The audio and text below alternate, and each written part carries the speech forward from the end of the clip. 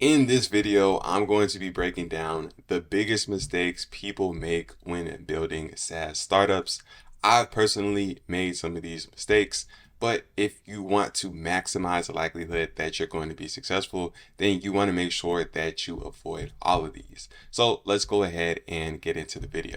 Okay, the first and number one mistake people make with software is not validating it beforehand. And I'm guilty as a person who's done this in the past. Now, if you're not familiar with what validating software means, it's being as sure as you can that people are actually willing to pay money for what you're about to build. Typically, this means identifying a problem that you're solving, identifying the group that you're solving this problem for, and making sure that this group is willing to pay you what you're going to ask for in order to solve the problem for them with the software that you're building. Now, it doesn't always have to be this. There are softwares that do not solve any sort of problem, and people are still willing to pay for them based on the entertainment value or whatever they provide. But typically, you'll want to think through the problem framework as far as what you're solving and if it's valuable enough for people to pay for it. Now, there are multiple ways that you can do this. You can make content on social media and just gauge the reaction to this content, and if people are interested and engaging with it, that could be what you're looking for. You could run ads to a landing page and see how many people sign up for an email list waiting for the software. You could pre-sell the software. Typically, any sort of pre-sale or any way where you're actually getting people to pay ahead of time is the best method of validation, because people can say anything, but at the end of the day, it comes down to what they're willing to pay for. But regardless of how you do it, make sure that you're validating your software before building it, because you'll save yourself a ton of time. The second mistake is overbuilding. This means allocating time and resources to shipping features that aren't necessary as far as the core value that your application is providing. Whatever you do should be getting a return. So if you're spending this time and these resources writing code, getting code developed that is not pushing the needle, then it's a waste, and there's opportunity cost on things that actually could be pushing the needle and moving your business forward.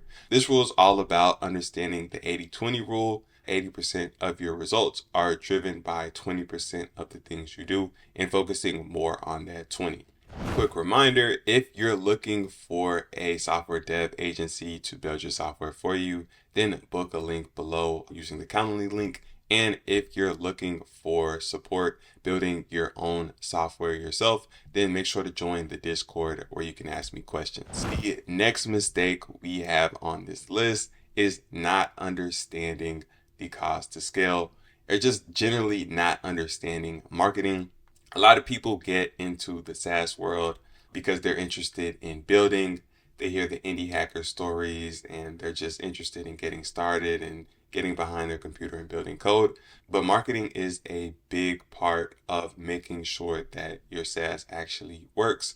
A lot of people's strategy is just advertising on Reddit posts or posting on Product Hunt and hoping that people will magically find the application. But you need to have a clear strategy, whether that's going to be content, whether you're going to post on TikTok and Instagram Reels, or whether you're going to run ads. You need to figure out what you're going to do. If you're trying to scale, you're typically going to need to pay for ads, and you're going to need to understand things like how much does it cost to acquire users. And if it costs you more to acquire users than your initial subscription costs, then you won't make money on the front end. You might lose money on the front end, and you're not going to be able to scale without external funding or changing your pricing structure around so that you can collect more money on the front end and be profitable acquiring customers, or at least break even. So just understanding the marketing behind your business and what your plan is going to be will go a long way and could really be the difference between you succeeding or failing. Lastly, we have setting proper expectations for yourself. If you've never built any software or shipped a web app of any kind, it could be easy to just watch videos on YouTube and think that just because you have AI, it's going to be an easy process. You can just zoom right through, teach yourself to code in a couple weeks, ship out your first product in a couple weeks, and start monetizing. But it can be a long process. It can be a grind. You might have days where you spend the entire day trying to solve one problem, just trying to debug one simple error. You need to understand that this is part of software development and be willing to accept it. Also, you need to understand everything that will be required for you to have a successful software company. Like I said, it's more than just building. You'll need to understand marketing. You might need to understand making content. So, as long as you have realistic expectations about what it's going to take in order to reach success, then you should be good. But if you don't, this can also be a big mistake that stops a lot of people from reaching success. So these are the 4 big mistakes that people make building software. Hopefully you've learned from this video and you won't make any of them. Once again, if you would just rather have a development agency build your software for you, then book a link below. And if you're looking for some extra help, also join the Discord in the description below.